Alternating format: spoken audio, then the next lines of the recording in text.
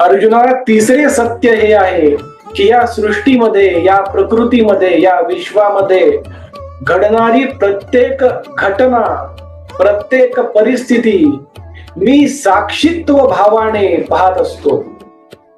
या सृष्टीचा, या विश्वाचा, या संपूर्ण ब्रह्मांडाचा एक निरीक्षक म्हणून देखील मी सदैव अव्यक्त स्वरूपामध्ये वावरत असतो. अर्जुना, हे देखील तू एका उदाहरणाद्वारे समजून घे. एखाद्या घरामध्ये उजेड पडावा म्हणून एक नंदादीप लावलेला असतो. तो नंदादीप त्या घरामध्ये सर्वत्र प्रकाश पसरवत असतो. त्या घरामध्ये